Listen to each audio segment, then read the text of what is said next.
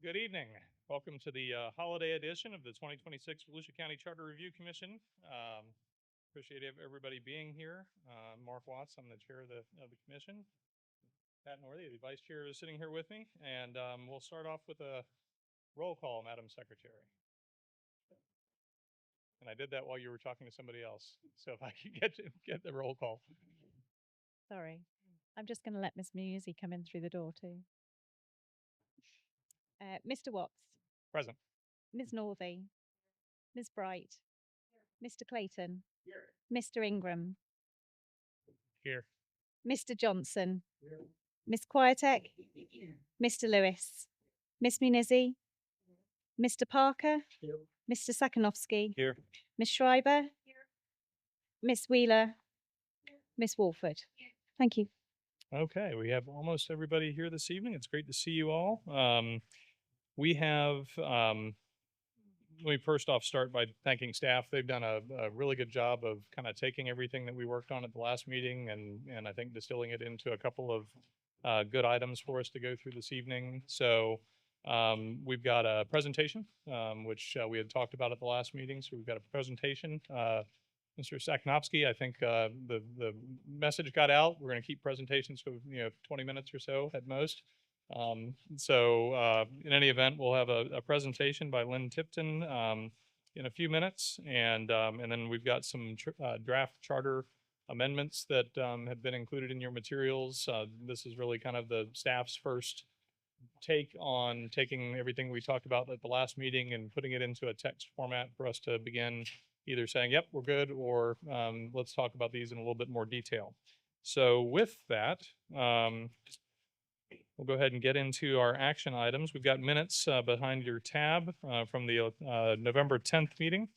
So is there any motion on the minutes? Make a motion to approve. A motion. Got a motion, Parker, second. Northey's the first one I heard.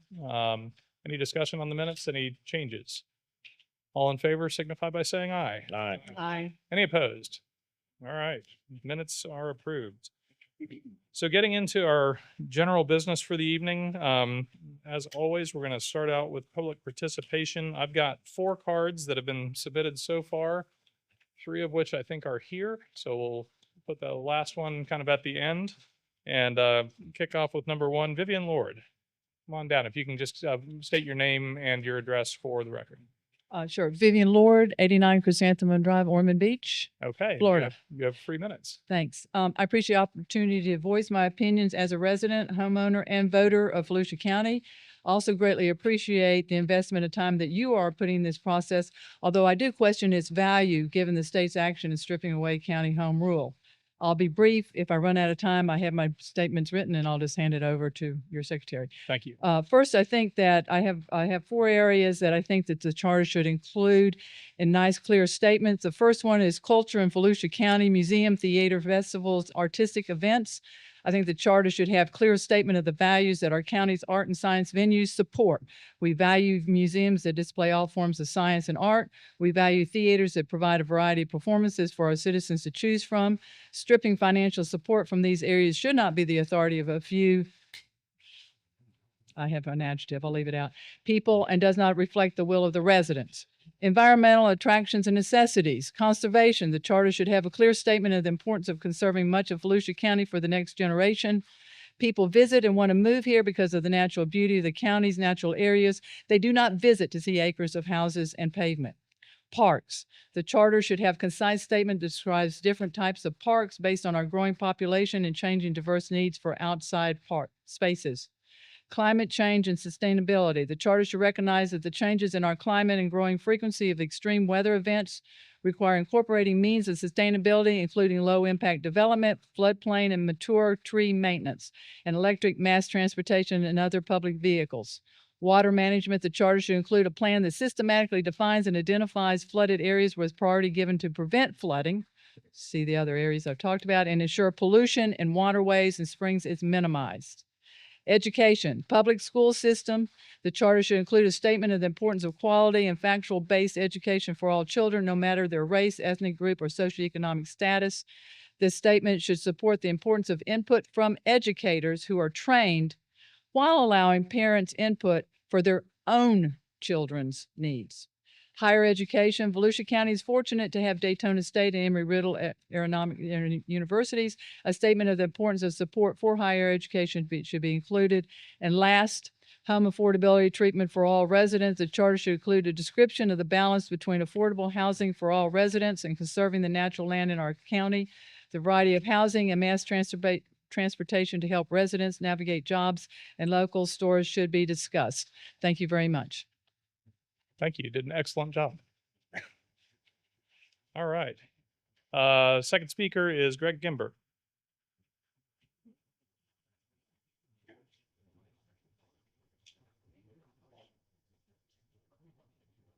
Again, if you just state your name and address for the record. Hey, good evening. Greg Gimbert, 255 Euclid Avenue, Daytona Beach, Florida. Before I start, can I ask a question? Is the city or county attorney present tonight? Yes. Hi there. All right, I'm ready. Okay. Hey, good evening. My name's Greg. I'm from Daytona Beach. You may remember me from years back. Let Volusia Vote. I did a charter amendment petition drive. I'm going to do another one. I'm coming to talk to you tonight so you don't feel disrespected about why I'm going to do something outside of your committee. It has absolutely nothing to do with any of you, including and especially Mr. Dyer there. The fact is, what I'm going to work on is to ban potable reuse. Potable, drinkable, reuse sewage, drinkable sewage, I don't think so. So the reason why I'm not asking you folks to do it is because you can't defend it once you adjourn. And that's important. It's already going to be a hard fight once I ballot qualify or you ballot qualify. But we've all seen, and as Mr. Johnson knows, there's a lot of people snookered about this wasn't going to come here in our lifetime and it's not a threat. And y'all all have seen as Deltona's getting ready to shoot their poopy water in the aquifer, it's not just coming, it's here. And Daytona won't be far behind if we let them. So my intention is to not have a big debate about the pros and cons of different alternative water supplies, just to say you're not going to rush to the cheapest, dirtiest one out of convenience without a vote of the people. It's a big subject. And by all rights, all of you people here were selected for a reason because you got the community clout to push something through on the weight of your name alone. And that's exactly why I'm here tonight. Because what we are going to do is a big deal. And you all should be the ones leading it. But Mr. Dyer here is beholden to our county council. And I don't know how many of them are still snookered on that it's not going to come. It wasn't too many years ago, we had people saying, oh, it's never going to be in our lifetime. They forbid the chairman from me talking about it. So with all due respect, I can't count on the county council mounting a vigorous defense and directing Mr. Dyer to do so when none of them stood up for it till now. So again, I'm coming here showing you deference, respect. I would like to have the benefit of your wisdom and to just get right to the point. I know you've also had people come here and ask you to do the complete opposite. We have a candidate out of DeLand that came and asked you to mandate that we keep the poopy water option in the charter. And I'm sure she has good reasons in her mind to do that. But for any of you folks here that said, oh my God, no, hopefully all of you, I want to invite you to please join the rest of your neighbors, do your job here, and do the part that's not done. Lend your name to my charter amendment petition as bringers of the petition, exactly as I did with Let Volusia Vote. And some of you may not have been around, but I had the most diverse collection of a cast of characters across Volusia County, from Cynthia Slater at the NAACP to Keith Wilson, the president of the Florida Tea Party, and a lot of people in between. And the people who did that went on to do great things. City commissioner, county chair, hell, I'm still bothering you. But we need more horsepower than me because the state's getting ready to preempt this. May I have 10 more seconds? The state's getting ready to preempt this. So I can't collect my petitions in 2026, file an injunction to hold till 2028. I need to get them now. I need to ballot qualify now. So I want each of you to soul search, look in the mirror and say, Greg, put my name on the bottom of a petition, and then lean in and help me. Thank you very much. All right, Mr. Gimber, Oh, wait, thank you very anybody have much. questions before I go? This isn't a Q&A period. No, This but is it's just for important. public Maybe you got one. participation. You're the boss. Well, we've got an opportunity to talk about it as part of the discussion moving forward. Yeah. Thank you. Okay, next speaker is, I think it's Matt Mason. I get that right? There you go.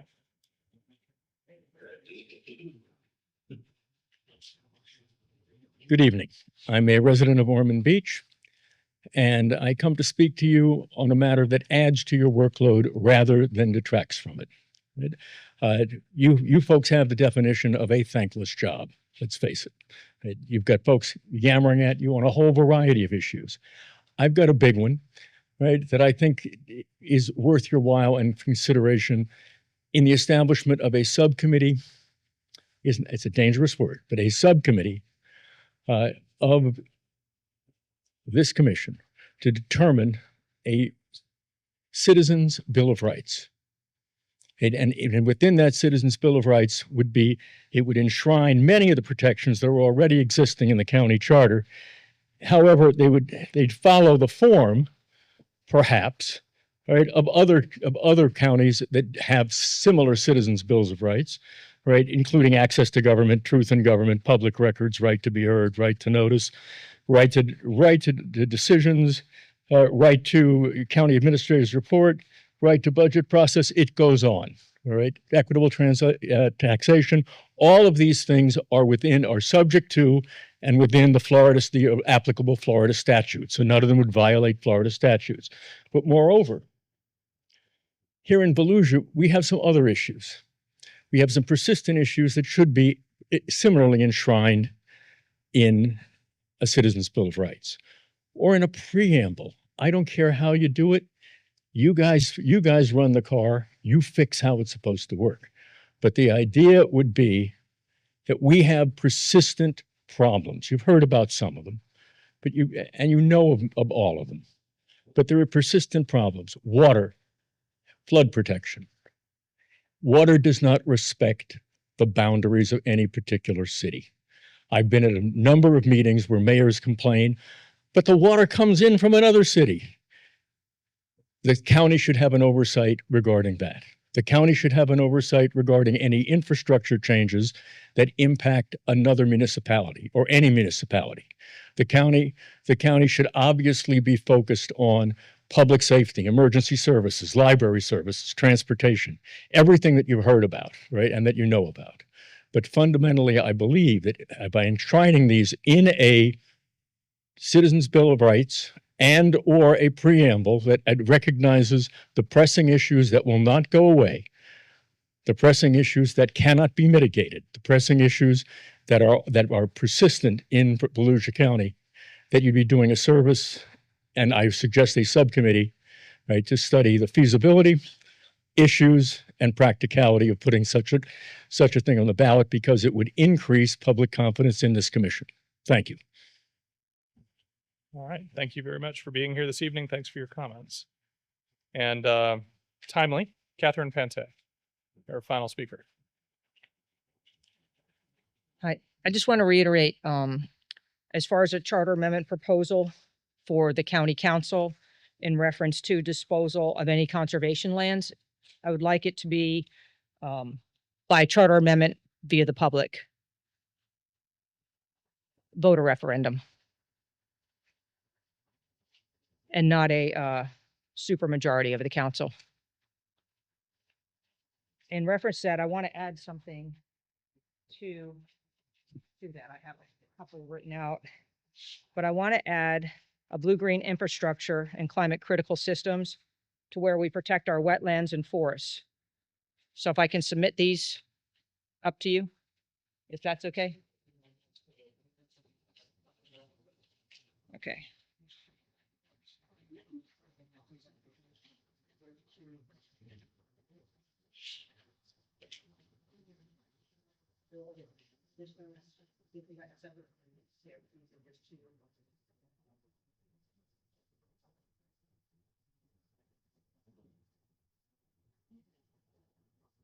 Okay. Did you have any And other then- comments, or you want to talk about what you're handing out? No, I'll just let you read it. You can do it. I mean, it's really long. It's going to be longer than 3 minutes. So Okay. if you would All right. just consider that, because I think is there a proposal for a ballot measure, or is it just for a supermajority of the council? We'll be getting into it when we get Mr. Dyer's report here in a few minutes. Okay. All right. I think we need to protect it. The voters had voted it in, so it should only be able to be removed by voters and not by the council. Okay. And Thank I've got copies of your materials. We'll make sure they're distributed to the full board or Okay, full thank you. commission.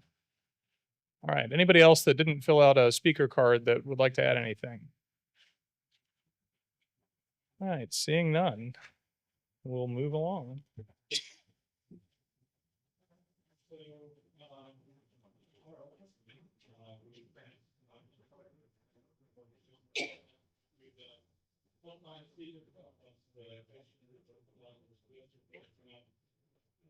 Councilman Chair, can you open up your mic, please? Yeah, I just realized that. All right.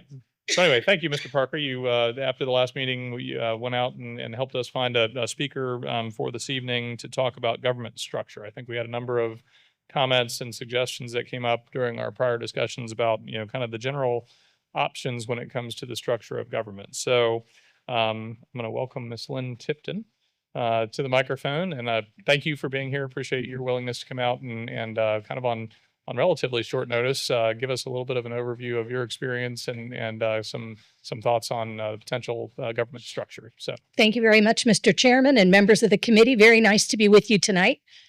If I just click, will it go to the PowerPoint? Okay, perfect. I didn't ask you that before, and I apologize. I did put a couple of slides together, and the reason Mr. Parker asked me is that he and I have had the pleasure of working together for decades, and I am now retired but have kept a hand in with both the Florida City and County Management Association, long name FCCMA, and the Florida League of Cities. And obviously, both county and city charters come into that. And a part of my work at the Florida League of Cities in their educational programs was traveling amongst many of the cities to help charter review committees during my almost 35 years at the league. I live in Mount Dora, so I'm very close by. I have family here in Daytona Beach. My dad, Howard Tipton, was the longtime Daytona Beach city manager that knows some of you. And so I asked him to come tonight just because he doesn't get to see me do this very often. My sister Jennifer is here as well. And we're going to go get dinner after we're done tonight. So just had to throw that part in. For the material that you're looking at, just in terms of general background, there is a model city charter and a model county charter that the National Civic League started putting together in the late 1800s for the municipal part, the 1900s for counties. You need to know that this group was started by Teddy Roosevelt when he was trying to take apart Tammany Hall in New York as a police commissioner. In recognizing that so many good things can go into a charter for a framework, he dedicated a few years of his own time in forming this group to then nationally work on models. We are in the 9th edition now of the model charter, and some of the material I'm sharing with you tonight is from that. The rest of it just Florida-specific data that I've collected in part of the process. All right. Obviously, you know counties. This is more just background. I knew that other people would be looking at the material in addition to you, but when you all got appointed, I know the county attorney and others would have talked with you about the establishment of counties in Florida, how they're defined, when we made the change from Dillon's rule to home rule. And yes, some of your speakers mentioned the legislature's current work in trying to pull back on home rule, but constitutionally it is still in place, particularly when it comes to the ability of a county to write a charter. So a lot of these ideas first came about in the 40s and the 50s experimentally and very academically. Maryland and Virginia were some of the first to really embrace the notion of a commission manager or council manager form like you have. And that's where a lot of Florida's early experiences were pulled from, were both Maryland and Virginia. So statistically, I wanted to set this up as well in terms of looking at the counties. As you know, the 25 out of the 67 are very small. As a result, when you look for peers, I know that you can look around the state as a map, but I think geographically, population, and in terms of your scope of services, Manatee, Sarasota, Brevard, and Lee are coastal with an established inner developed county. They are similar to you very much in the scope of services. Population, you've got some variety, but this is Florida.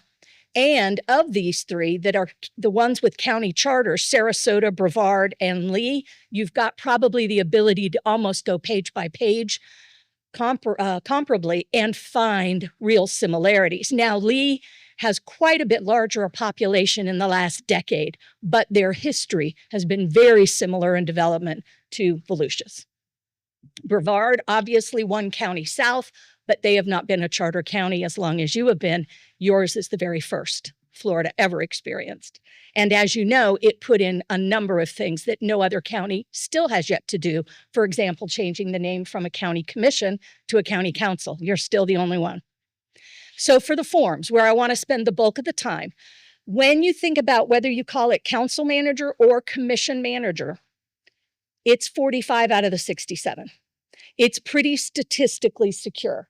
There are 2 that are elected executive, Miami-Dade and Orange. Miami-Dade's charter, as you know, is completely housed in the Florida Constitution. Orange's was voter approved. Okay. Miami-Dade, to amend theirs, is a dual referenda in the sense that it is voted on by the whole state of Florida, as well as all the voters within Miami-Dade. So you really don't want to compare yourself ever to Miami-Dade because it is such a one-off and an anomaly.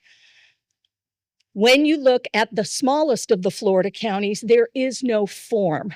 Anything administrative is handled within the clerk of the court. These are mostly the counties that are 20,000 in population and less, are very small rural counties. There is no manager. Some of them will name a position called a county coordinator. There's also a position in Florida called a county supervisor. However, it is not a manager. It is someone who goes between the county commission, the 5 constitutional officers, and the department heads in a coordinating role. And that's all the position is. So you're really, if you focus on the 45, they have a form similar to yours. That is the bulk of Florida's counties. The 2 elected executives will spend a little time on that as well. That's the other difference. I did go ahead and list all the counties with the charter just so you had it handy. And again, I'm aware that others are going to review these materials, and I wanted the list to be there. You're going to notice Duval is not listed with them because Duval is part of the city of Jacksonville's charter in writing, even though everybody just says Jax Duval for short. Oops, where did it go? All right. Because of the history with the commission manager form, the best thing is the second bullet.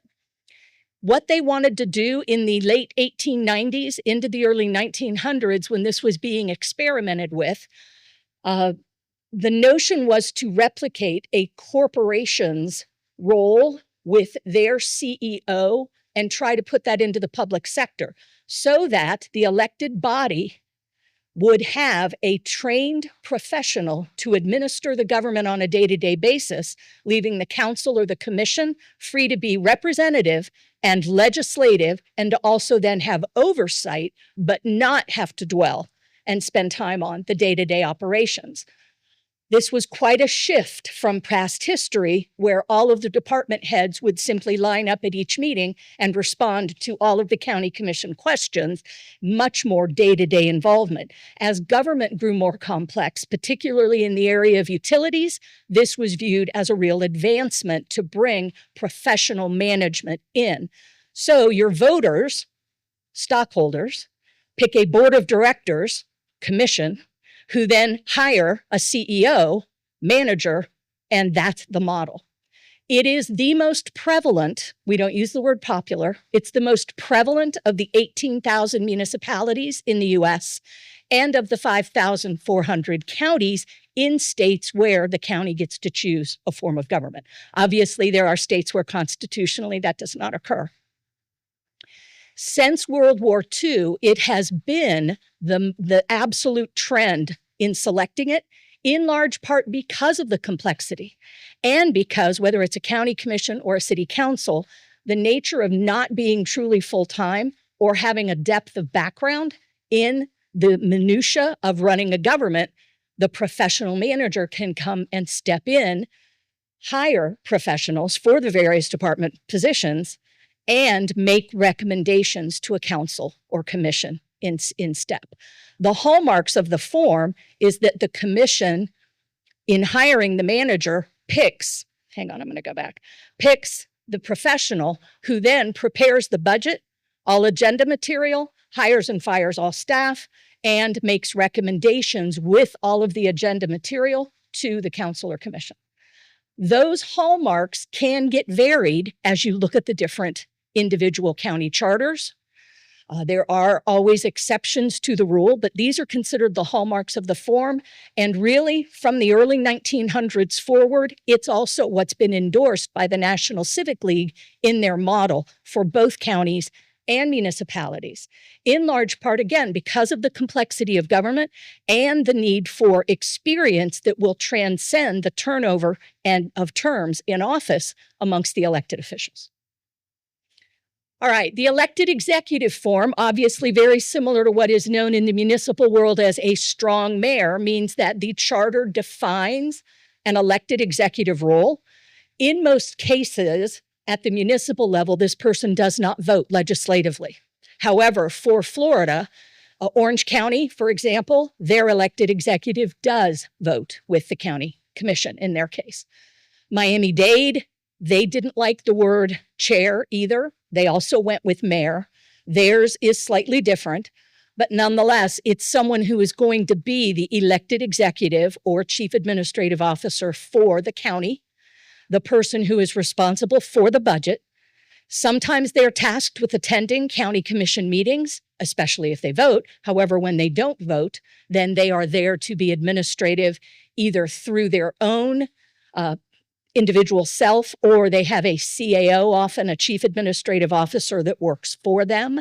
And then that person attends the meetings to take direction from the commission. It is not that common, not in Florida. It is when you look at the news and see headlines, many people assume that it is more common than it is. But I want to make sure statistically that it's understood. This is not Broward's form. Broward is commission manager. However, they refer to their chair as a mayor. Monroe County also calls their chair a mayor, but they are commission manager. So it can get very confusing if the only thing you've seen is a newspaper article to know the actual forms. The commission manager variations, and I wanted to spend a couple of minutes here. How do you then select your chair? In a 4-year term, the most common in charters in Florida is to rotate or elect from within the council. Directly electing the chair is not as common. However, if you want to talk about the pros and cons, it gives you the same individual for the length of the term. On the other hand, it has been traditional within the commission manager form of government to share leadership, which is why rotation or annual election is what is endorsed by both the models for the municipal and the county government. Now, larger cities, larger counties look to have that same figurehead in place year after year. That's what gets weighed against shared leadership. If all 5 know that at some point on a commission, for example, they're going to have the chance to lead, then that is that shared leadership model. You'll have a year, you might be vice chair even a year. And when crises arise, vice chairs often have to take over. But the training ground for it traditionally has been that you spent that time getting ready for your year as chair. So just some food for thought. Directly electing for cities in particular, which is where I spent the bulk of my time, the issue that used to arise was if you got someone you did not want, then it's a 4-year term. There you sit. If you're rotating, you knew that within a year, you were going to be changing the leadership. And that's really where the pros and cons come down. To the public, it gets confusing. Who is chair this year? Who was chair last year? Who's going to be chair next year? I will tell you, in a digital age, it's a lot faster to Google that than it was in past times. It meant a call to the county building. It meant a call to City Hall to figure out who was mayor. So just food for thought within that. I also wanted to make a note on the number of seats. 5 up to 13. You all obviously have 7. In the council manager and commission manager form, 5 and 7 are your most common numbers everywhere, not just in Florida. So we've got an anomaly with Broward at 9, and then of course Miami-Dade, very strange, but 13. Jax Duval is 19. Yeah, that's also. Yeah, most people who've been on a council always say that, hear that 19 and think, no way, right? All right, I did want to list a couple of resources. The county charters are online in the Municipal Codes Library. The Florida Association of Counties has some very valuable statistics they can share as well. Really, for the form itself, though, and to dive deeper, ICMA is going to be your better resource. For some of the materials, you'd want to ask Mr. Parker to go in because they're behind a password.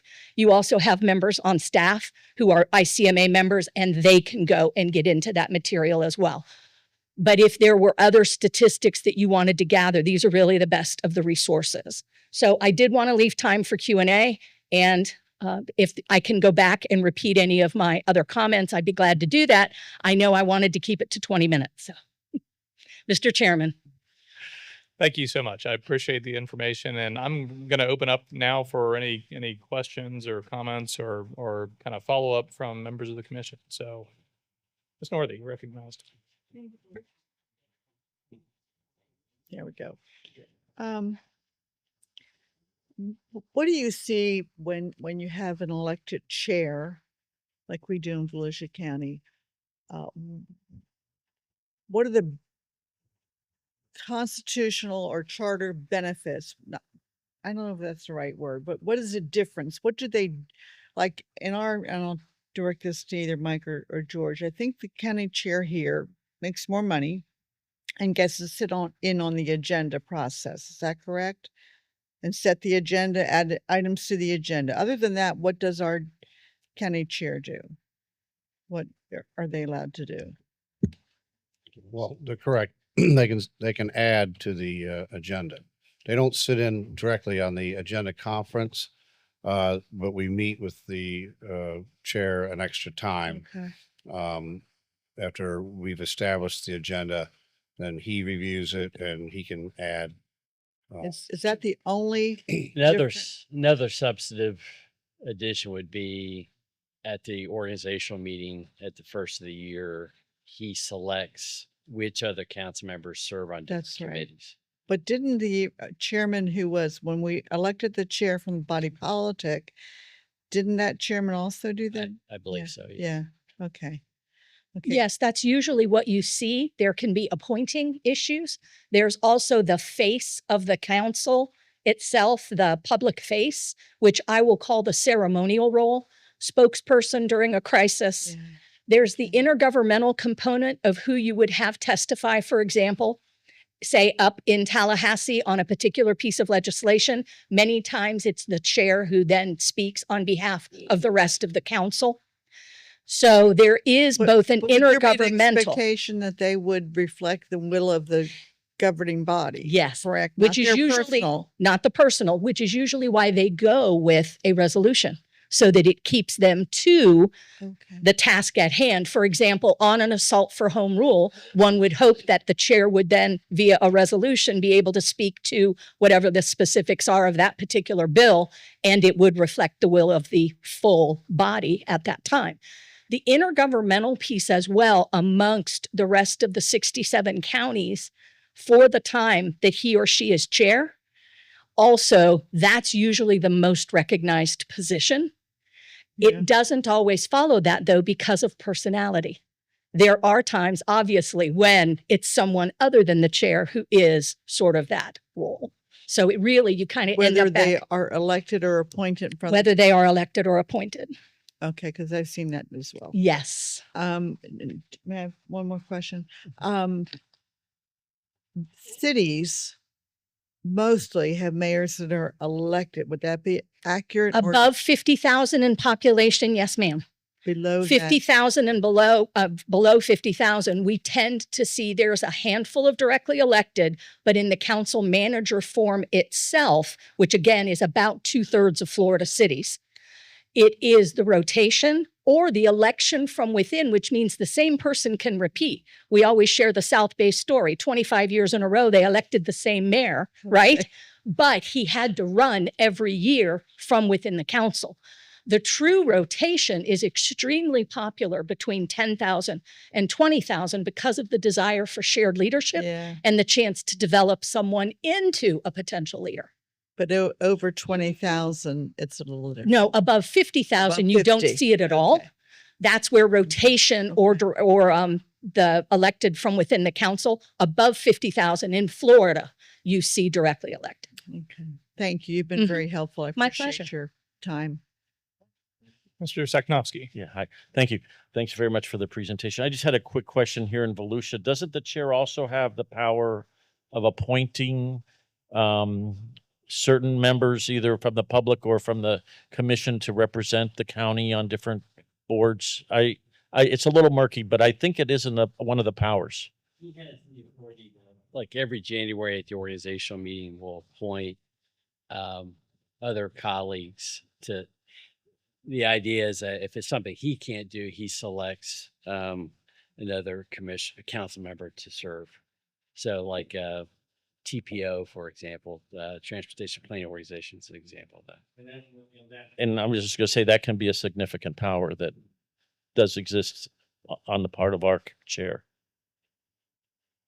Except that, if I remember correctly, every chairman, going back to my day, every chairman elected from the body politic made those decisions as well. They were not made unilaterally by the group. The chairman, who was chairman that year, made those decisions, correct? I believe you're correct. Yeah. Okay, thank you.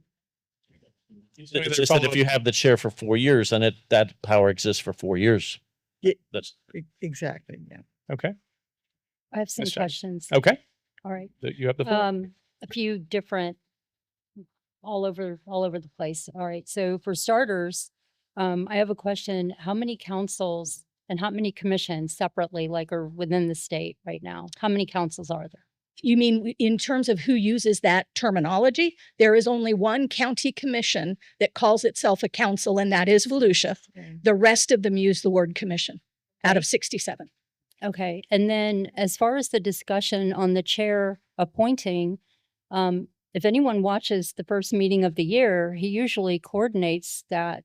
He comes in with ideas, but I'm just pointing out, he usually does talk to everyone. He doesn't demand anyone. That would not work, right? I mean, people have schedules and jobs, and so I'm just pointing that out. I mean, it's not like he walks in with a list and says, you need to do this and you need to do this. I'm saying that there's coordination. That's all. That sounded a little strange to me, that he's appointing people and they have to do. That's not really the case. So Yeah, I think there's historically, at least, while that authority rests there, I think there's typically been some level of coordination. right. And then Mr. Dyer, you brought up, I believe it was in our first meeting, about preemptions in the state. I think you said a number. Do you recall what the number of preemptions currently is? Soria back there, I believe we've counted about 200, neighborhood of 200. Okay. So this question may seem silly, but to me, it's not. You're saying that our charter is still respected under our state constitution. At what point is it really not a charter if we have this many preemptions? On your It's a day-to-day- legitimate question. It is very legitimate. On a day-to-day operational sense, the legislature, by and large, has weighed in a number of larger areas. They have not weighed in on the day-to-day ability, per your charter, to conduct government. They have weighed in on things like short-term rentals, tree trimming, smoking in public places, right? Gun control. Those are 4 huge areas where both county and municipal completely preempted, right? There is, if Senate Bill 180 stands, going to be an even greater preemption when it comes to some of the land use decisions both counties and municipalities make, which is why there's efforts underway to change what happened with Senate Bill 180. Carte blanche, there are hundreds of both mandates and preemptions nationally that get studied by NACO for the counties and National League of Cities for the cities. Does it mean your charter has no respect whatsoever? I would say on specific issues, we have holes in us shot straight through. Local government does.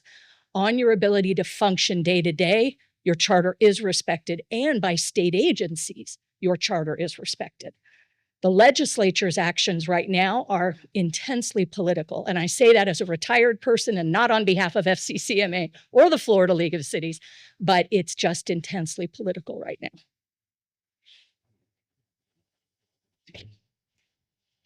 Other questions? Mr. Clayton, Judge Clayton, sorry. Jim, on those counties that have 5 or more commissioners, we have 5 geographical and then 2 at large, 1 being the chair. Is there an advantage or disadvantage to having at large in the mix, or would it be easier to just have 5 straight? The rural counties, for their 5, very few are at large. They are district, and they go through redistricting every decade. Okay. So your ability to blend the two is definitely more in line with the trends both nationally and in Florida, because people worry that district only gets parochial. And it's actually the model city charter and the model county charter both speak very specifically to the nature of parochialism, which is that with a blend, and, you know, the blend can be 4-3 for a 7. It can be 5-2. It can be whatever math you come up with. It's the notion that there will be a voice not tied to a district. Mm-hmm. Any other members of the commission have questions or comments they want to make? I will say incidentally, that shift to that kind of, you know, at large versus, you know, individual member districts. I was in Pinellas County as an assistant county attorney when they were talking about shifting over from, I think they had 5 at large at that point in time, to 5 district. And the county manager was Fred Marquis, and said he was going to quit if that shift had been made, because he didn't want to have to deal with the fiefdoms. So just, it was an interesting dynamic. How'd they elect their chair? Did They were by group. by group? Yeah, by consensus rotating chair. Yep. So. All right. Well, I do remain at your beck and call. If there is anything I can do while you all meet this year, I will wish you all the best in your deliberations. And I thank you very much for this opportunity. Ms. Tifton, I would like to, Oh, thank you. and on behalf of the commission, I just want to say thank you for taking your time to be here with you, with us this evening, and for your family to be here as well. And going beyond just the service that you provided to the state, which I know has been, you know, you've got a long record of service, but your family does as well. And I want to Well, we kind of recognize started it at a very young age in my family. So yes, that's very true. But happy holidays too. that. As someone who got to go to, you know, impact fee hearings as an elementary school student, I understand that. Okay, So, Mr. Chair, Mr. Parker. okay. I have to say this, Lynn started her professional career in Port Orange. I was the city's very first intern. Yes. My goodness. Very good. Well, welcome Spent all home. summer. So yes, absolutely. Yeah. Thank you again. Thank you very much for your time this evening. All right. Okay. So, any other questions or discussion? We're going to get into some further discussion on other topics here in a minute, but, and we'll have an opportunity to come back to anything on this as we get to kind of planning our next steps. Moving to 5C. I just have one question. Yes. In listening, I wasn't here at the November meeting, I was out of state, but in listening to that meeting, there was a discussion about coming back with information about the Volusia County Growth Management Commission. Is that going to be put off to another time? I don't see it on the current agenda, so I just didn't know. Based on some of the input from the commission at the last meeting, we wanted to limit the number of presentations we had at any individual meeting. So I think we were going to be doing that at the January meeting, if I remember correctly. Yes. So the goal is, so I met with staff to kind of talk through how to organize everything after our last meeting. And we kind of thought, okay, we would do that this meeting or have Ms. Tipton come in this meeting, and she was available. So we scheduled her first, and we wanted to kind of keep the length of the meeting a little bit shorter. So Thank you. we will be coming back to that at a future meeting. Okay. Moving on to 5C. We gave a lot of work to staff at the last meeting. I want to thank them for their response and the work that they put in to kind of take what we gave them and distill it down into the draft language that you see behind tab C. And I don't want to necessarily go through these one by one like we've done in the past. I wanted to see if there were any that we wanted to kind of talk about specifically. So let me just go around the table and see if you've got any numbers we want to specifically talk about. Chime in and let me know, and then we'll kind of go through. Now, I don't suggest that we're going to, approve final language tonight. What I think that the goal here is approve the ones we want staff to move forward with drafting, ballot language and a summary for, because that's the next step. When we look at an actual amendment that would be going to the charter that we would be recommending moving forward, there's got to be ballot language, there's got to be a ballot summary that's included in it. What you see in the 16 proposed amendments that have been drafted are basically staff's translation of what we said at the last meeting or the last couple of meetings.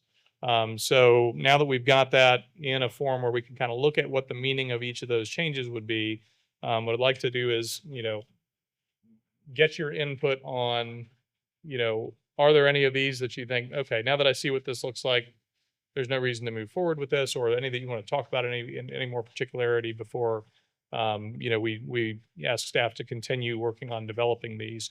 And, I think just one of the things that jumps out to me personally is I think we're going to lose voters if we have 16 items on there. So I think that's one of the other things we may need to think about as we're kind of looking through everything that's on the list here. So in any event. Yeah, well, and this is by no means the end of the proposal. So this is just where we are now. This is where we are with the information we've talked about. Yeah, thinking that I understand where you're headed with this. 2, 4, 7, and 16 is I would have questions about. Okay. 2, 4, 7, and 15, 16, 2, 4, 7, and 16. Okay. Minor, really language questions. Okay. Those marks. Any others, Mr. Lewis? I would hope that we could get this down to 3 or 4 amendments. When we get them on past that, then the public tends to just know all of them. They don't read them, they just know them all. Yeah. And I think we could consolidate some of these that deal with the constitutional officers and the changes. I think just that have to be addressed. That should be able to be done with one amendment they have the authority to change it based on that thing. And I'm going to ask Mr. Dyer in a minute to kind of talk about some of these that may be able to be combined into a, kind of a more streamlined single amendment. Any other specific ones that anybody wants discussion on? Mr. Clayton?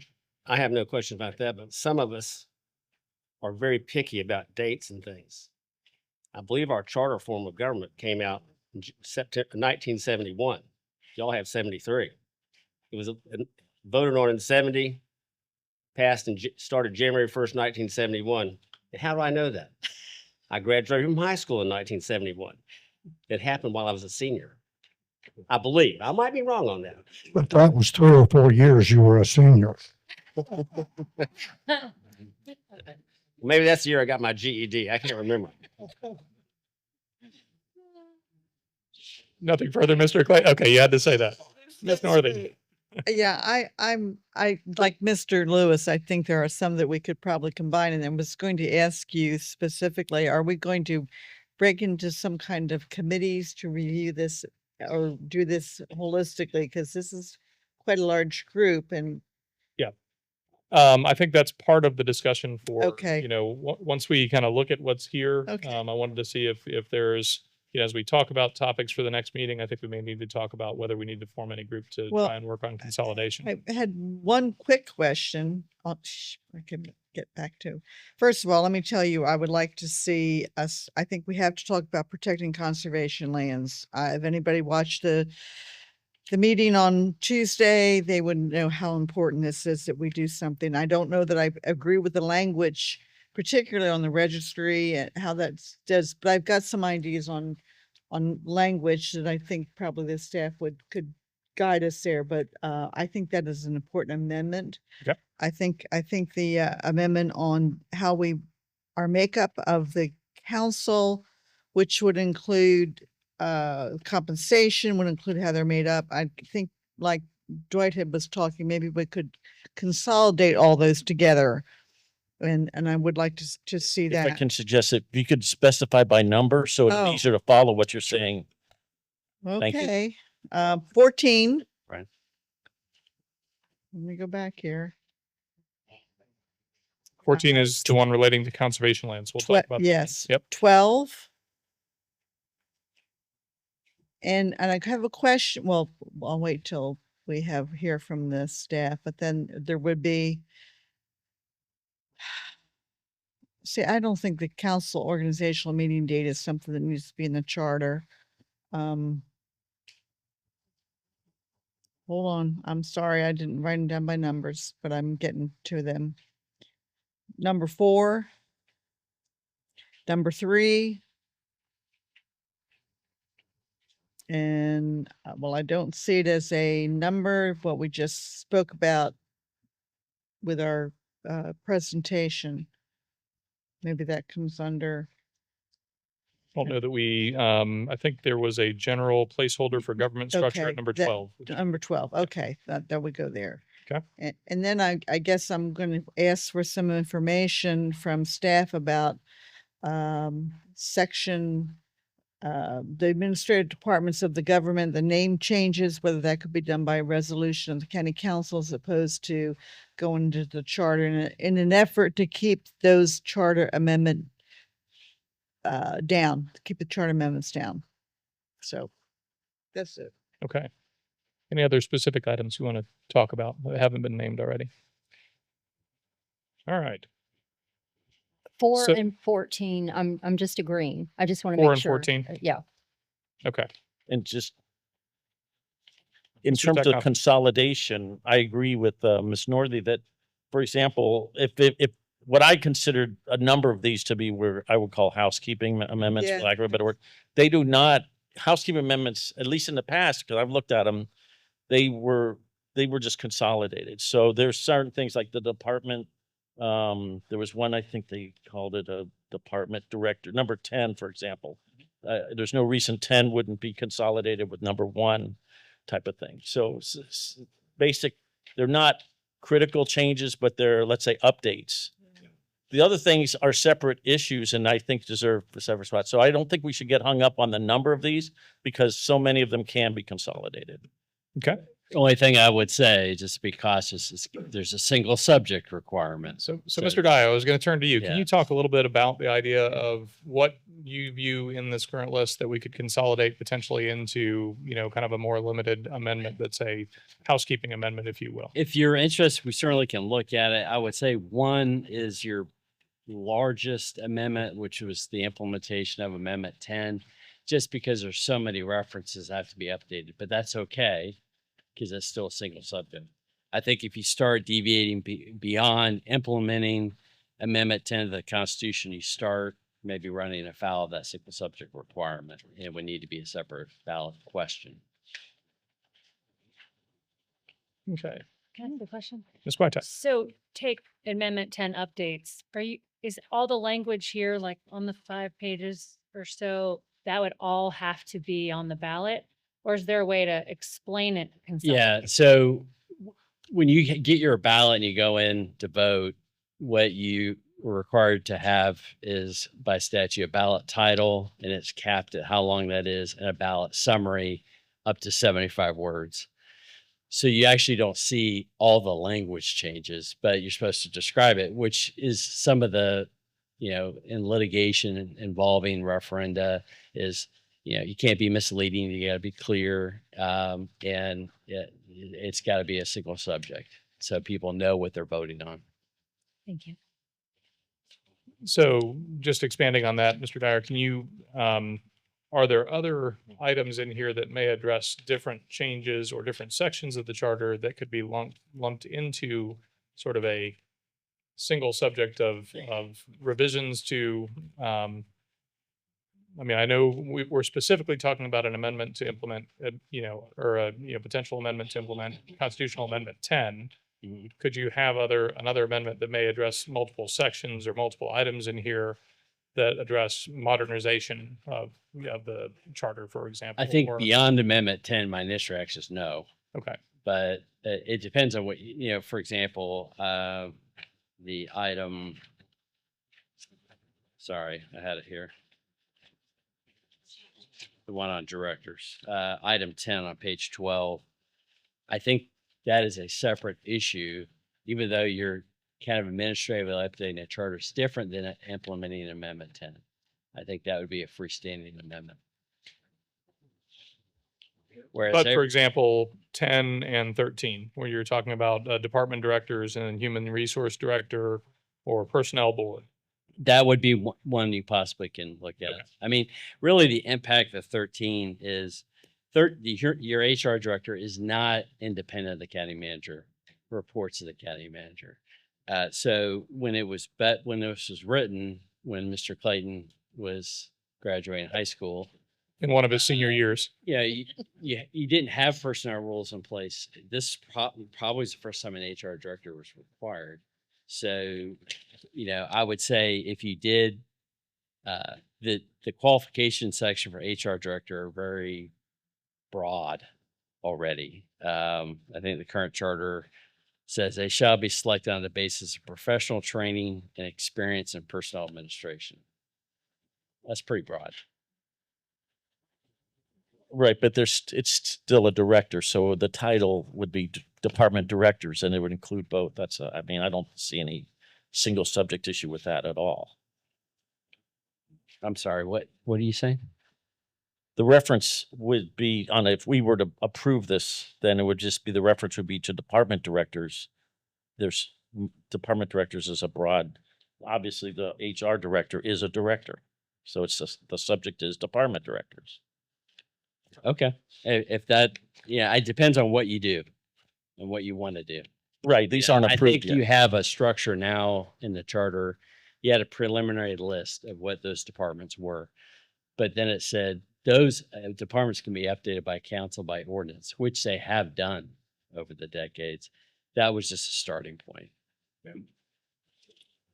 Hey, Mr. Chair, I read these and the language is pretty clear in that it uses the word director, but it uses it in a completely different fashion. From an HR standpoint, it looks like we're describing exactly what the HR director does. They are not an elected official and we're cleaning up that. And so, but on the other side, we're answering the question of department director shall be the principal officer of the department responsible. We're talking about the same person, but two completely different subjects. And so I understand the need Nicholas has on combining everything, and I agree because I like short and sweet to the point. But these really are two separate issues with the same director. So I understand why staff would want to look at these as two separate issues. I'm just suggesting that the other option would be you could eliminate the entire section if it's HR, since it's already covered by the right to appoint directors anyway. We haven't even begun to discuss this. No, and I think this and kind of structural stuff may be kind of where we go into, do we need to deep dive into this? Mr. Parker? It's very unusual to see in the charter to have a listing of departments and all of the other types of things.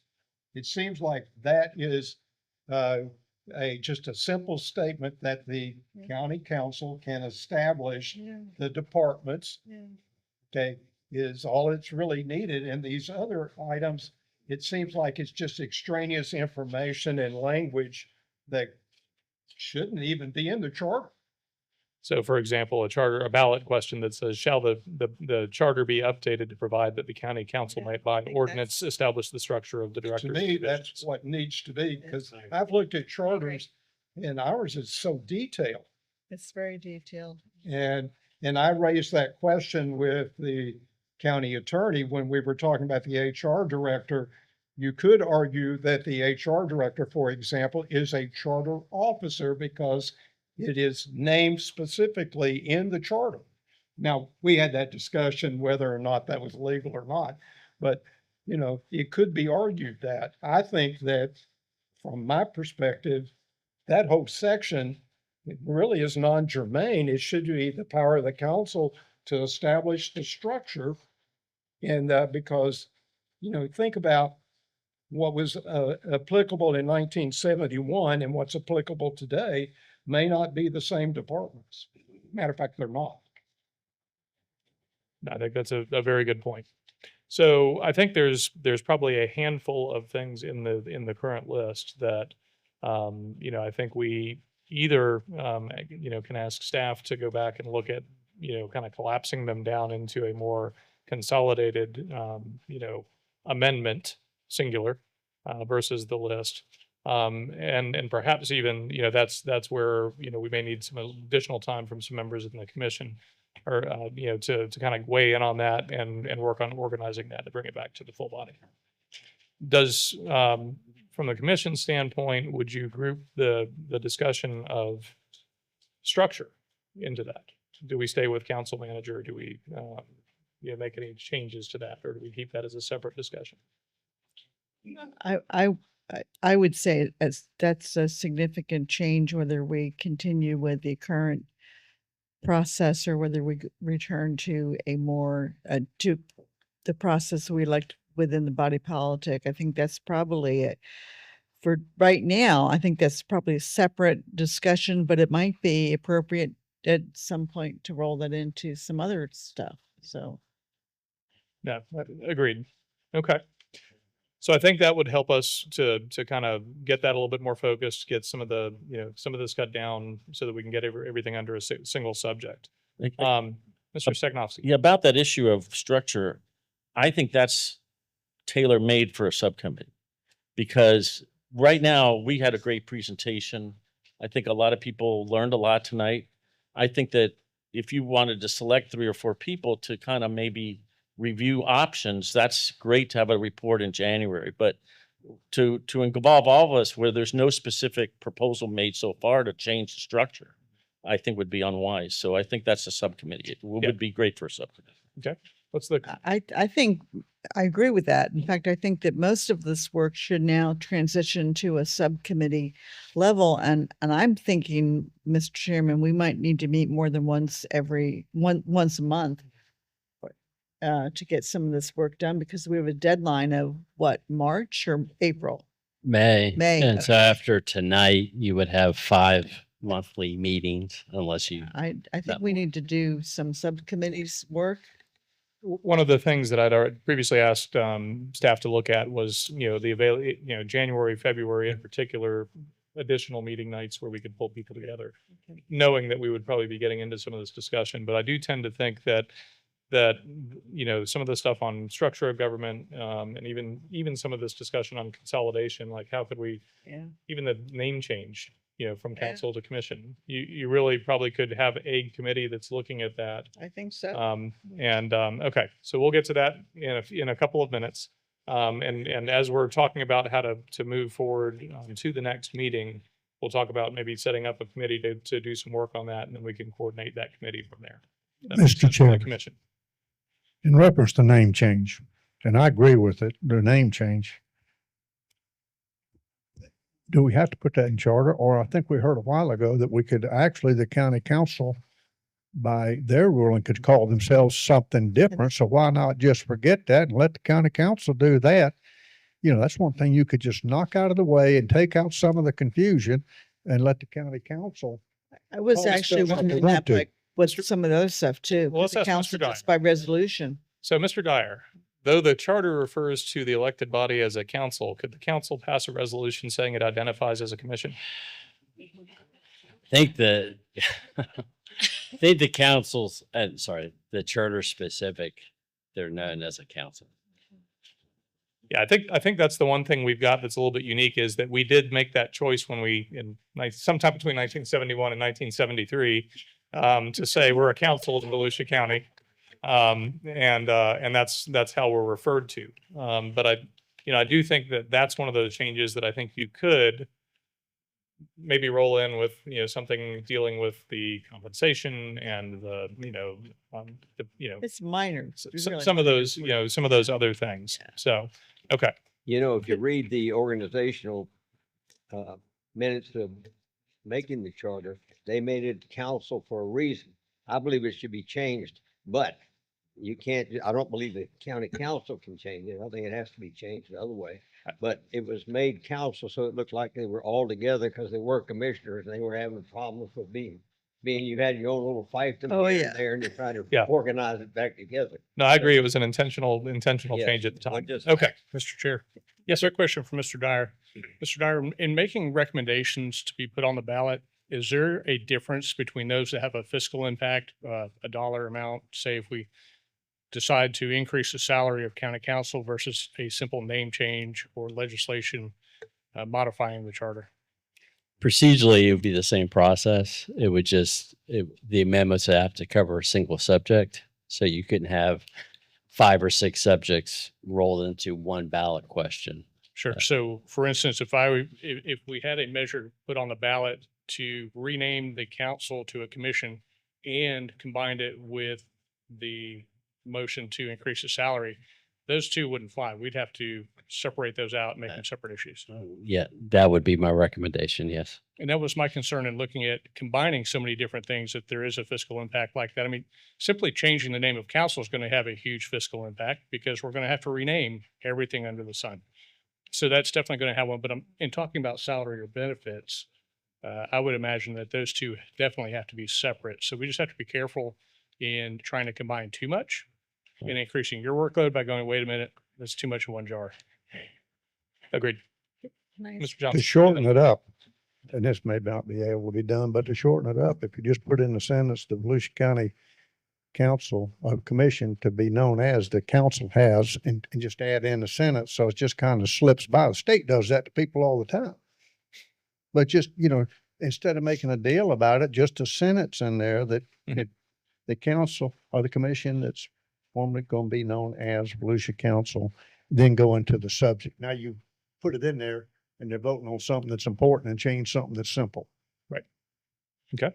Commissioner Murphy. Clayton had requested information about how much it would cost to change it. And I believe you gave us $5,000 to $10,000.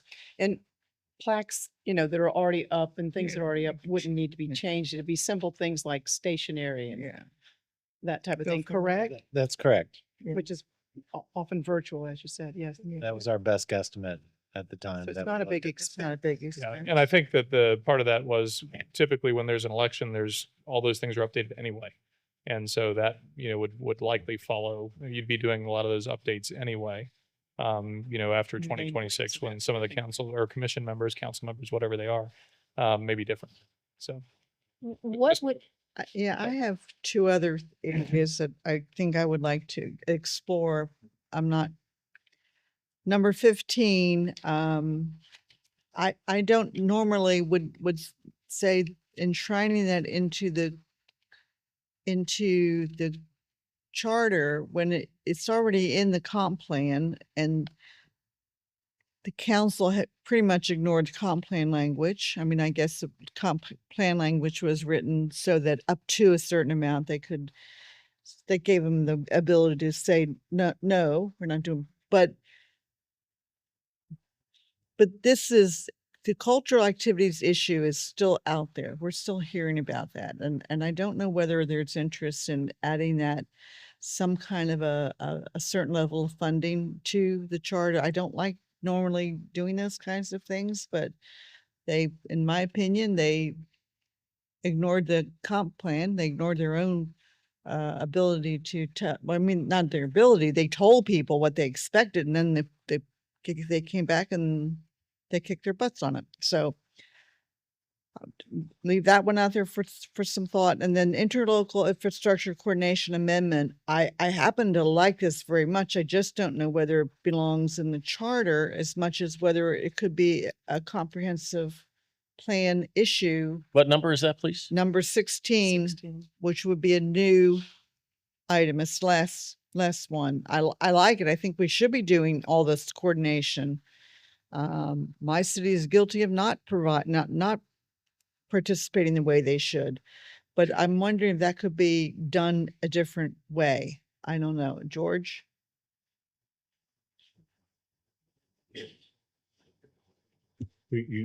Council does put these things together from time to time. It does not have to be in the charter. I mean, we have the council, But how would you get the cities to engage? That, I think It'd that's have to the be issue inter- for me.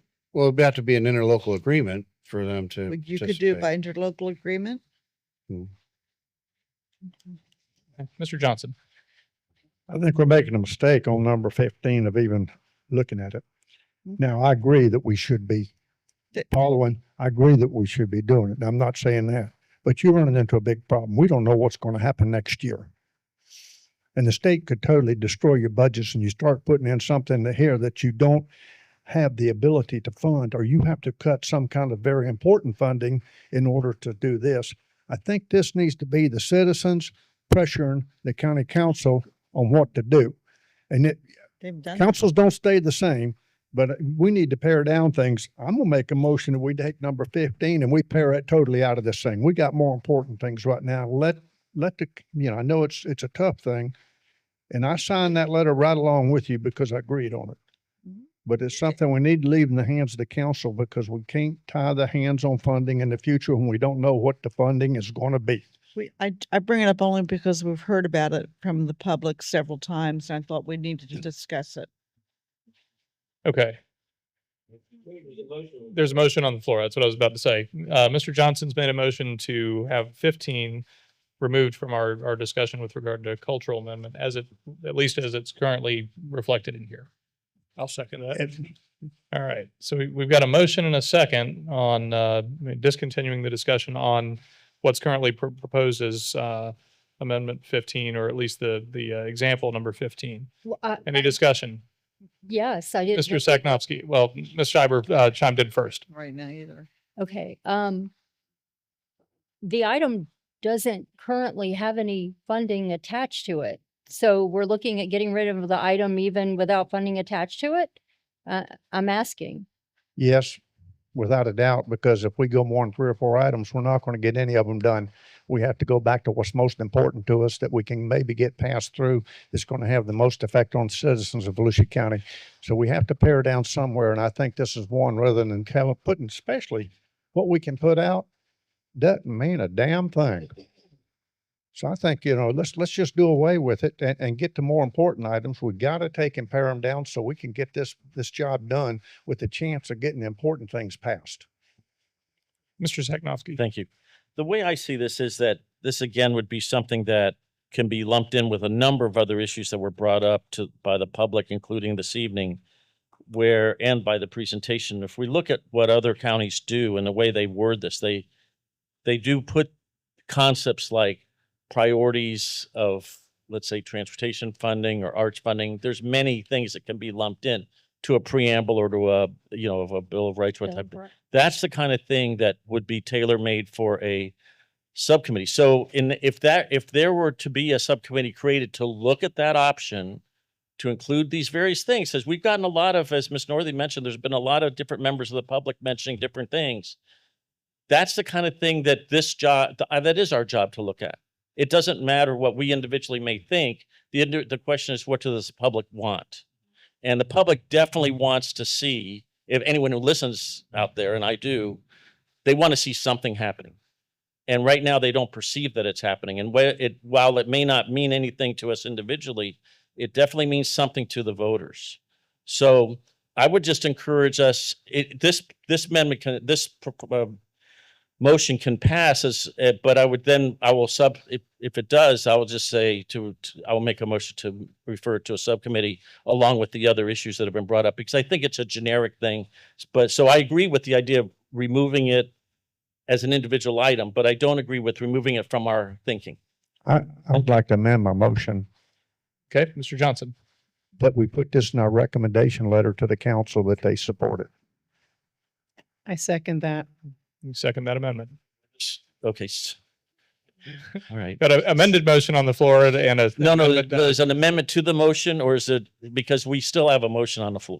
Would you like to withdraw your motion and make a different motion? No, we would have to vote it. I'm adding to the motion. Amended his motion. You're He amending your amended his motion. Okay. I'm amending.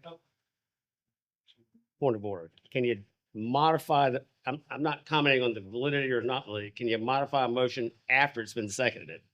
No, that's the point. Only the You group can. withdraw it, Seconder agrees. or we can vote it down and then. Mr. Dyer, can I start get over you to again. weigh in on the procedural aspect? Let's vote it down and start over. Let's get going. Okay. All right, let's make, we've got a motion on the original motion on the floor. Do you want to just? No, you can't do that. It's already on the floor and seconded. There's a motion that's been made. Hold on. Motion's been made and properly seconded. And that was to withdraw from consideration draft charter amendment number 15. Mr. Chair. Any further discussion? Mr. Dyer, if I withdraw my second, does that allow Mr. Johnson No, to you correct his amendment without us having to vote and go down and come back? There is a textbook answer Yes. and there's a practical one. Often what I see, textbook answer is once you restate the motion after it's seconded, you're not supposed to withdraw it. However, in practice, it is common for committees elected by, as I see, to ask the second if it will withdraw. He withdraws this motion and restates it. It just depends on how formal this body wants to act on that. There's not a legal answer. I would prefer Well- to do that and allow Mr. Johnson to amend his original motion. That way we don't have to go through the practice of a vote and then we can proceed. Do you withdraw your second?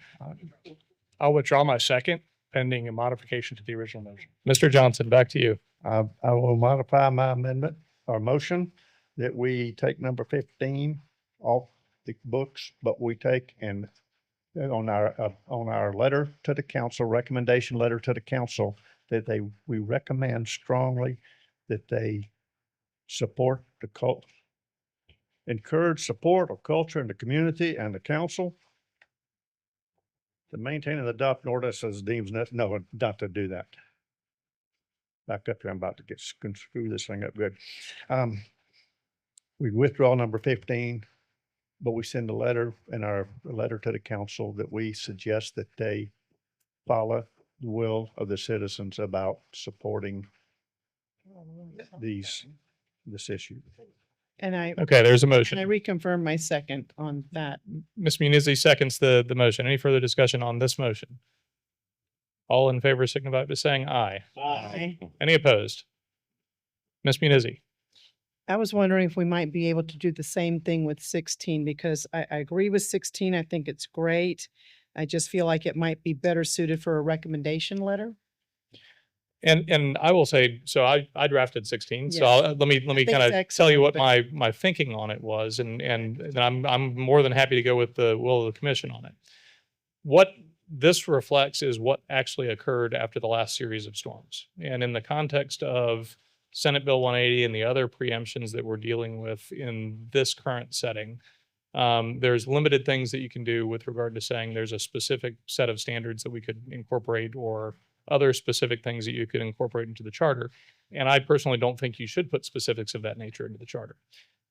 If we grant, so looking at the charter as a thing that creates structure for government, my purpose in proposing that you put a committee like this into the charter, because then it helps the county to have a little bit more leverage in that ordinance that they adopt. So either you go chase 16 interlocal agreements, or you have an ordinance that the county council is empowered to pass that says, if you want to participate in funding that comes through the county, then you will be part of this committee. Important point. Thank you. And so that was Thank my you for point explaining that. in putting it into the structure as a charter body that the council is authorized to create. So. Thank you. Mr. Chair. I come from a law enforcement background as Sheriff Johnson does, and we see on the ground the impact of too many layers of supervision when it comes to actually assessing the needs on the ground during these emergency services events. And I'm sure Mr. Parker has seen it more than a few times in the city of Port Orange. My concern, if we do this, we add yet another layer of people that decisions have to be made through. When we already have emergency management services, we have the EOC, we have all of these other services in place where we see this coordination already. And my concern is we add yet another layer of supervision between what's actually going on the ground and the decision-making. Now, if it's a review committee to go back and look at the critical incident, whether it's a hurricane or whatever, and they want to look at that and work with the different parties, then great, but we already have all of these systems in place. And there's already a time-consuming process to make things happen. So that would be my concern with that. Mr. Johnson. I think this is a good idea. There's no doubt about it. I really truly believe it's a good idea. But we're on a pairing mission.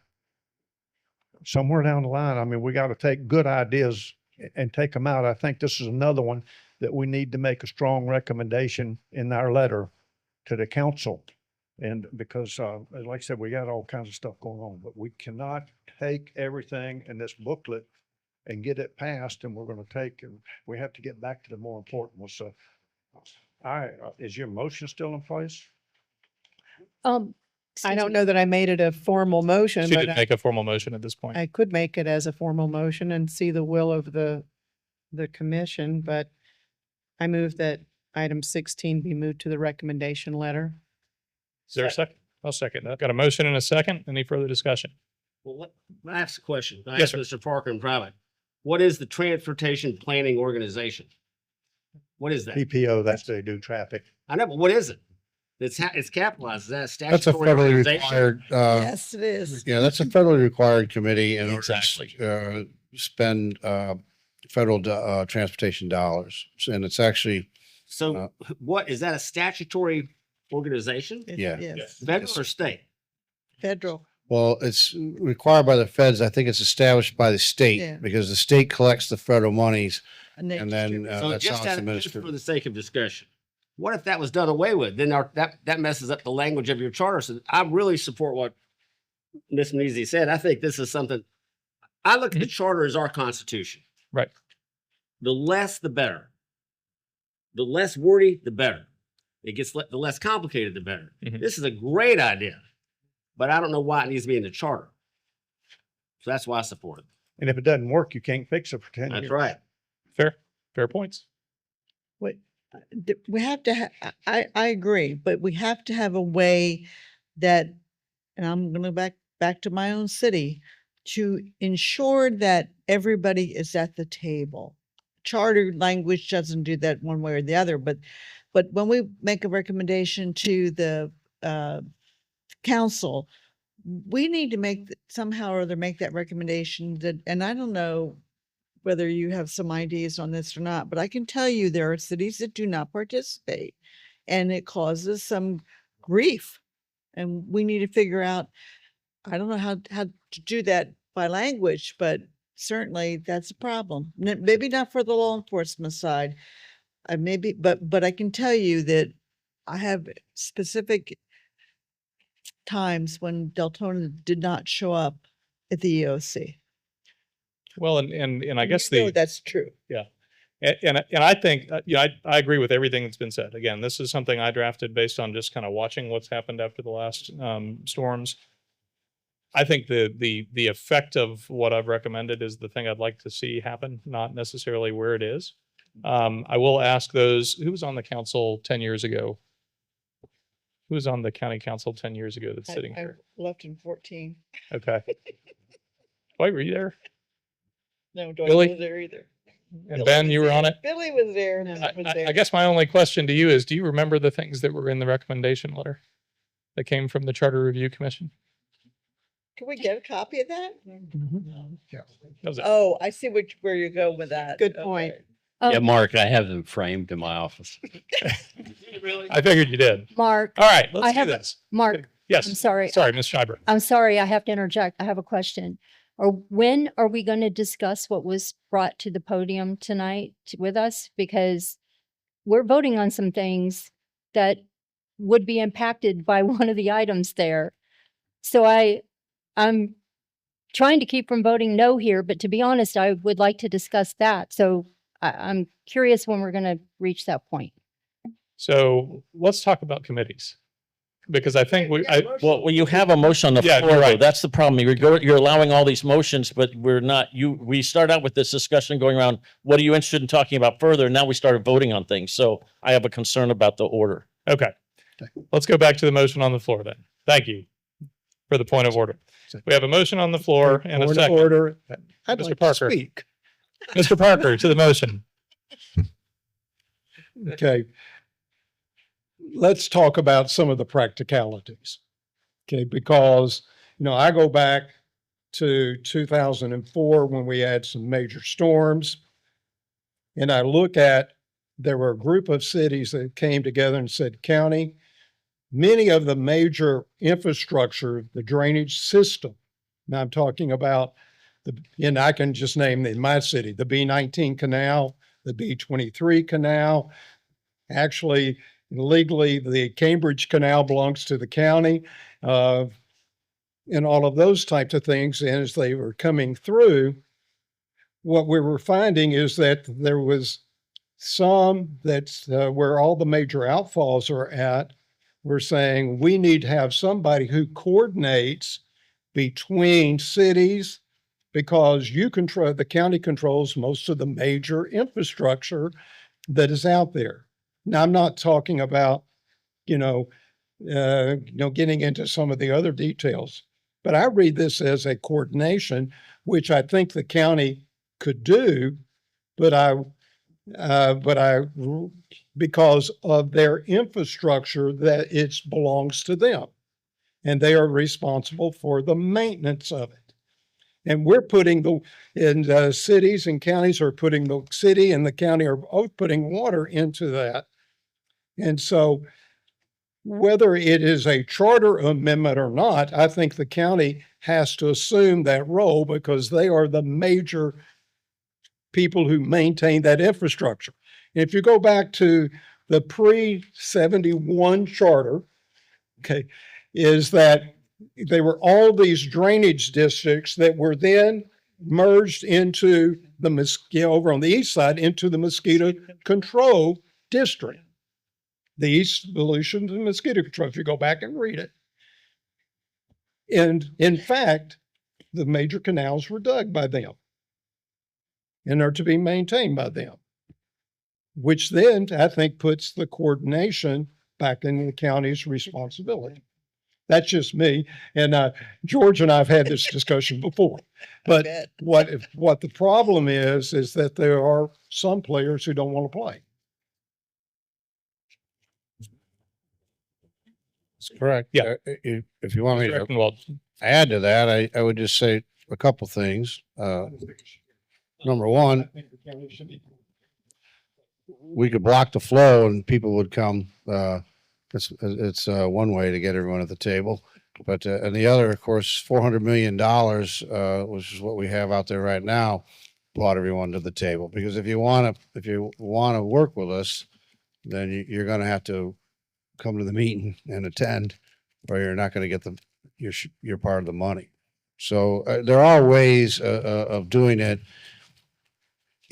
I think this is a good idea. We can put it in the charter, and then therefore, like you say, you would have an automatic way to bring them together. That'd be great. If not, we can bring them together other ways, money usually being one of the quickest to do that. And Mr. Parker's right. I mean, yes, those are the major outfalls, but a lot of the flooding and stuff, I will say, in recent times isn't just from the outfalls that we control. I mean, there are a lot of neighborhoods and things that have nothing to do with the county. Absolutely. And so, but yet the county, we want to help all neighborhoods, because again, people forget everybody in a city is also a citizen of the county. So we're gonna help everybody. And I think that's the right thing to do.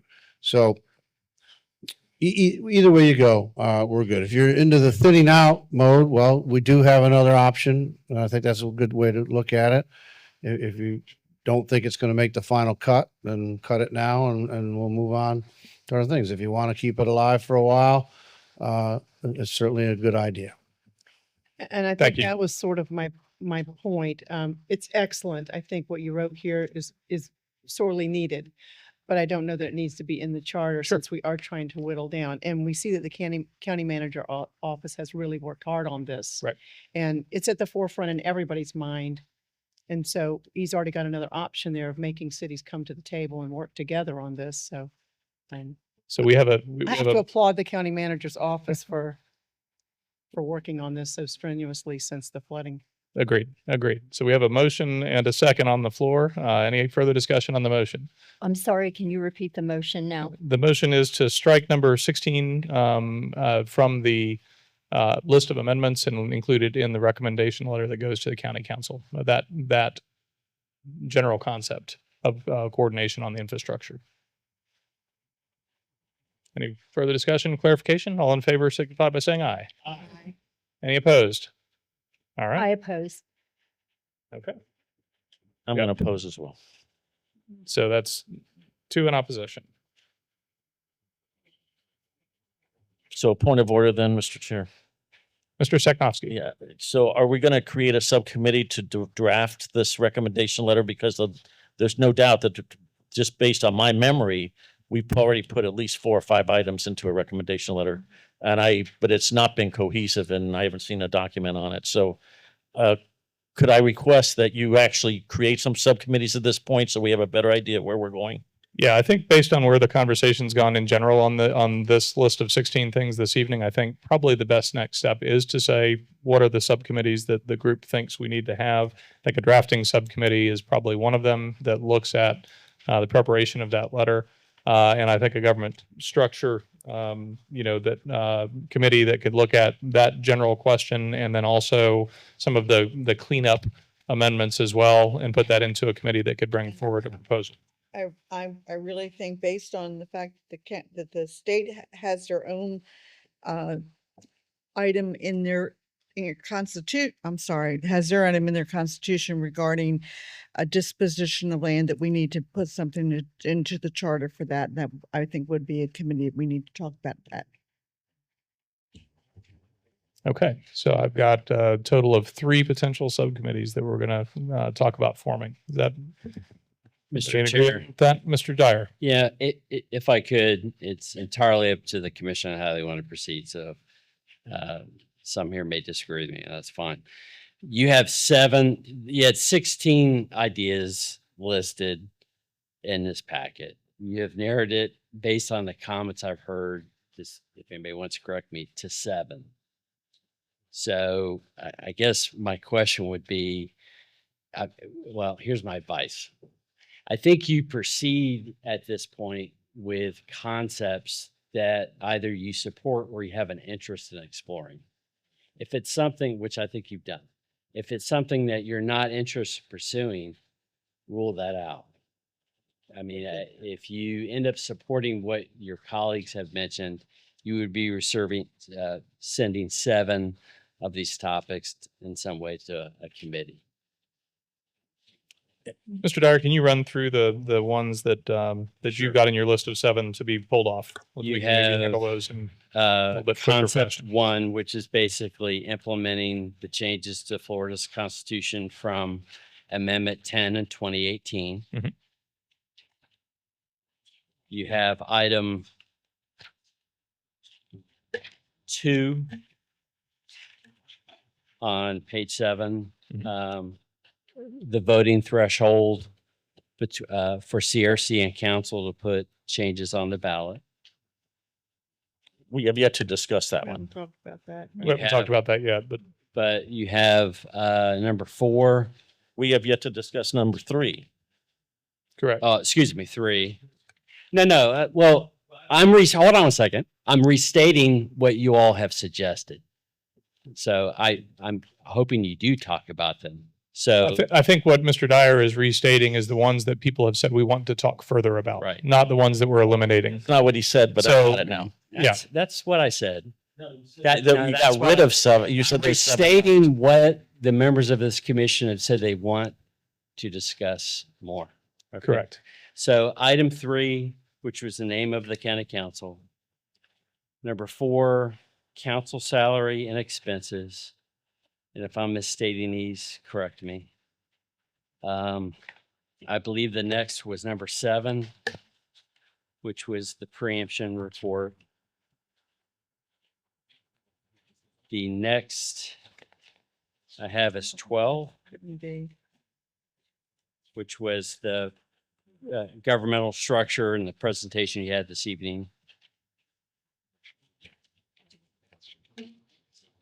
14, which was protecting conservation lands. I believe that's it. And then 15 and 16, we've had motions to remove. Yes, sir. Could I ask a question?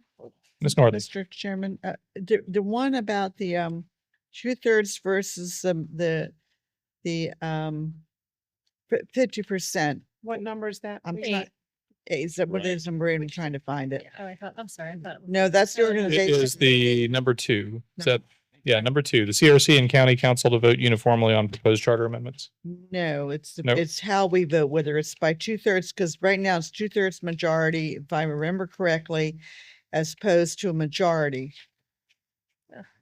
Yeah, okay, number 2. I guess it is number Number 2. 2. Yeah, Right. okay, Yeah, thank you. that's All right.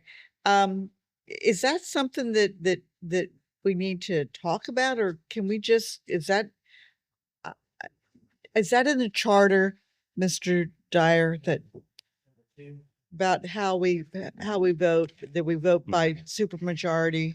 Yeah, council has a Yeah, you're- 2/3 vote requirement to put something on the ballot. The CRC is really silent, so So we're silent. it's been But majority. but it's my understanding that the council doesn't vote on any of our amendments. We go directly to the ballot, whatever we. Except the only minor exception is because of state law on the land use items that would preempt a city. But beyond that, yes. And that's changed since 10 years ago. Yeah, I was gonna say, because that wasn't I was on the committee 10 years ago. Okay. So is that really something that we even need to talk about? Yes. Why? Mr. Segnovsky. Okay, again, let me just say, in looking at you mentioned, I had requested to discuss that one further, and the other one was that you mentioned I think it was 6, let me just double check here. Yeah, so number 6, having read it again, I only, and it's not it's just one word, but the idea between shall and may, just like we talked about constitutions, this being our constitution, constitutions are mandatory. They're not suggestions. And so if we're going to do this, it should have the word shall, not may, if we're going to include that. I'm just suggesting that. That's why I didn't catch that earlier, so I'll add 6 back in. But going back to 2, there's a lot of layers to 2 that have not been discussed on this. It is, I don't want to consume the commission's time this evening. It's, again, something I'm happy to discuss in a subcommittee. Mhm. But yes, there is a lot behind that. Well, yeah, then. To a subcommittee. Okay. So we need some committees. I think that's going to be the most effective way to be able to move some of the discussion forward with regard to a number of these topics. I've mentioned a drafting committee, mentioned a government structure committee that I think a lot of the housekeeping would also kind of fit into looking at the charter, making those kinds of recommendations. And then I know we've got the discussion of probably conservation land as the additional one. Any other topic? I would Mr. just Tarkowski. I would just include in the conservation the whole idea of including it, because I've really listened to a lot of folks about how we don't want to get too specific in the charter, but there's a lot of issues that the public has expressed concern about. It's conservation lands for sure, one of them, but I would encourage that assignment to that committee be to include other concerns that have been raised by the public, because we haven't been responsive to many of the things that have been brought to us. But that was definitely the most significant. This point specifically pulls out in section 18, disposition of conservation lands. And I think that we have to be very specific in our Volusia charter, because if you had listened to the last council meeting, you'd be Yeah, hair we on did. fire. Which number though are we talking about? I think we're talking about Number conservation. 14? The number 14 again. Yeah. I'm sorry, George, was that the wrong thing to say, hair on fire? Number 14, I think, is the one that relates to. Gotcha. Okay. Okay. I would just suggest that we have at least one more, and we could put it, even if it's assigned to governmental structure, just the idea that we have to respond to some of these suggestions that we've been receiving. Agreed. But so far, we haven't been. Mr. Dyer, from a procedural standpoint, forming the subcommittees, is that within my purview as chair, or is that something that we need to do from a body standpoint? I think you could do it either way. I think it's within your purview. Okay. Yeah. And do it. Okay. for that. So I'm going to go ahead and form those committees. With regard to putting members on those committees, I will follow up from here with Would you staff. like us to email you with what we would like to? I would like, yeah, Thank you. That's a good I suggestion. don't think we can do that directly to him. That would be an Yeah, but- improper communication. I was going to redirect It must be that. done in public, man. Mr. Saknowski, I was going to redirect that to staff. Right, to staff. So if you are interested, I think we've enumerated 3 key subcommittees that we'll be looking at populating. If you will email Mr. Booker and let him know your interest in being on any of those committees, then I will get together with staff and we'll form those committees. I'll appoint a chair and we'll move forward with hopefully scheduling subcommittee meetings between now and the next meeting, recognizing we also have the holidays in that gap. So Would you the name other again thing what that we those 3 are? Would you name again what those 3? I think it was a drafting committee to look at the things that would be kind of going along as recommendations to the council or commission to be named later. A government structure and kind of the housekeeping amendment committee, and then a committee to get into the discussion on conservation and other potential I think it addresses conservation, but also some of the other specific items that have been brought up in the staff or in the discussions with the public. Thank you. Okay. Mr. Dyer. Sure. And if I could, while I have the benefit of you here, if you have a preference for any of those 3, please feel free to voice that and let us know. We can. And that was going to be, I'm going to ask if you have an interest in being on it, working with any of those specific subcommittees, if you'll email Mr. Booker so that we can get together with staff and work on populating those committees. I will work with them to do that over the next week so that we can get those formed and working in the near term. We've got a sidebar with Mr. Brown here. I have a general request, Chair. Yes, ma'am. I'm just going to request that in the future meetings that we actually run down through the numbers, even if there's nothing. And hopefully that's the case on many, but I would just say I would prefer that method that we did in the last 2 meetings. Sure. Yeah. So I appreciate that. I will say, and I'll apologize to my fellow commissioners, this went completely different than I was expecting it to. And we probably should have done that from the beginning. So I appreciate that input, and I think that's you're right that we probably need to go through that in a little bit more structured format. I thought we might be able to kind of deal with some quickly, but I think the page by page probably is most effective going forward. All right, so we're going to work on establishing those committees. Mr. Brown.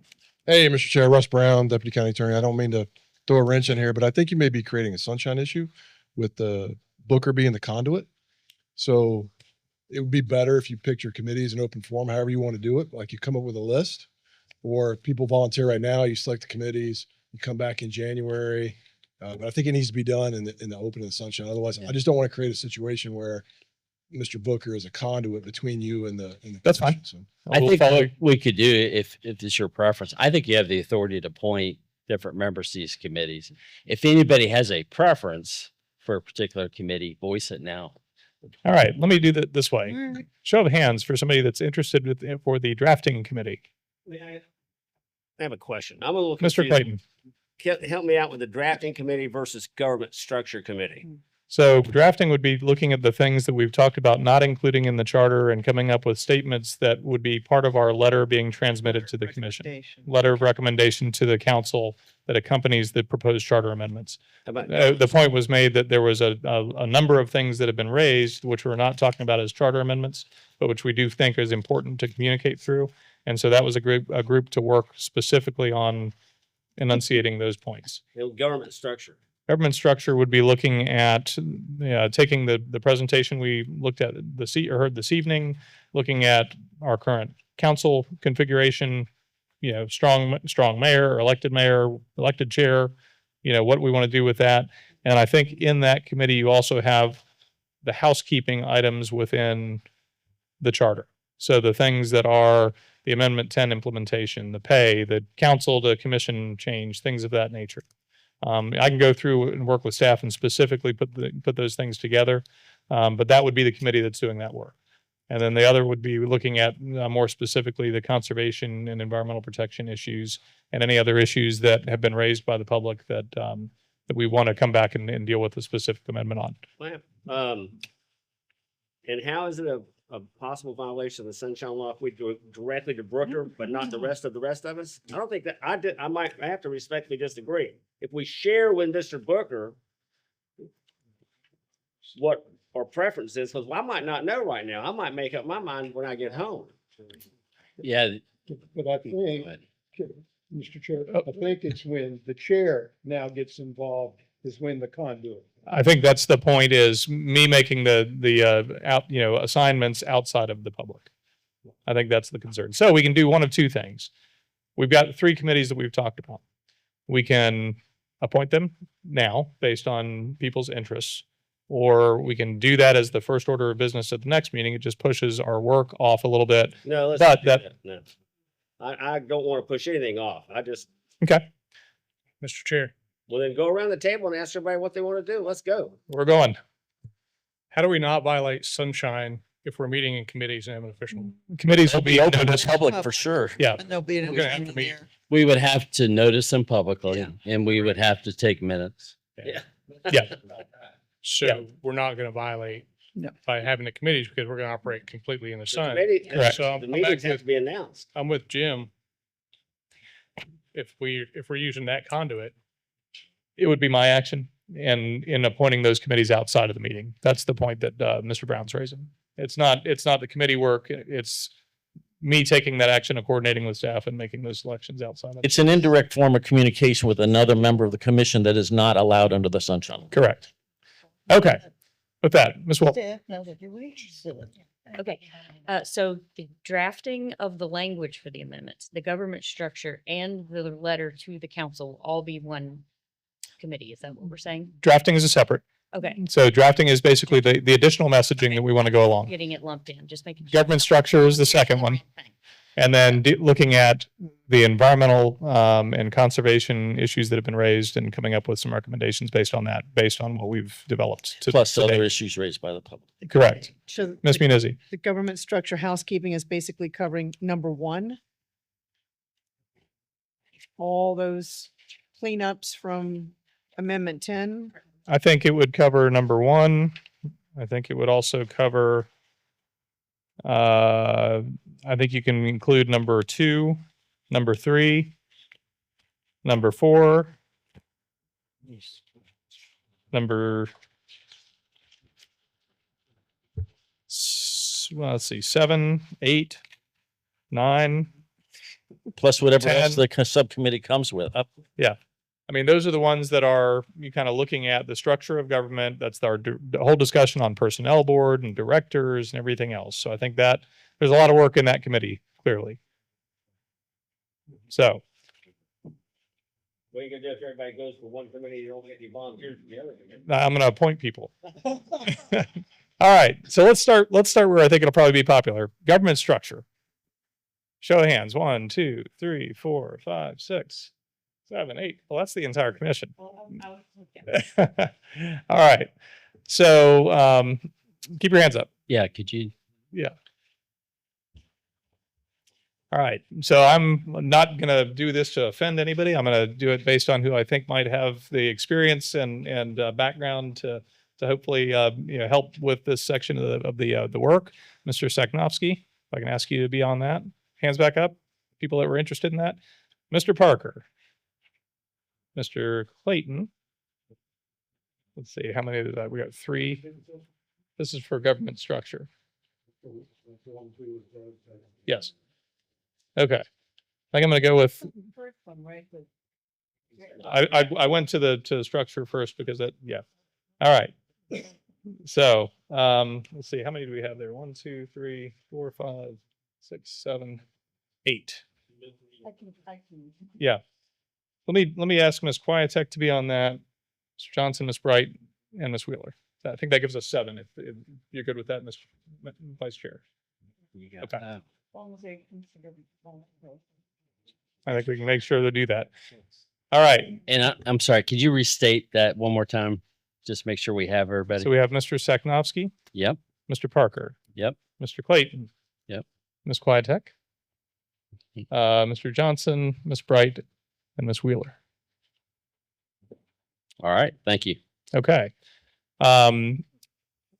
I think probably from the standpoint of interested parties working on things, the next one probably we ought to talk about the environmental and, kind of figured your hand would go up on that one. Mr. Lewis, Ms. Shiver, Ms. Wolford, Ms. Northey. Well, let me see where we go on this one. Nate, you good? Okay, Mr. Ingram. I think that gives us an odd number, right? 1, 2, 3.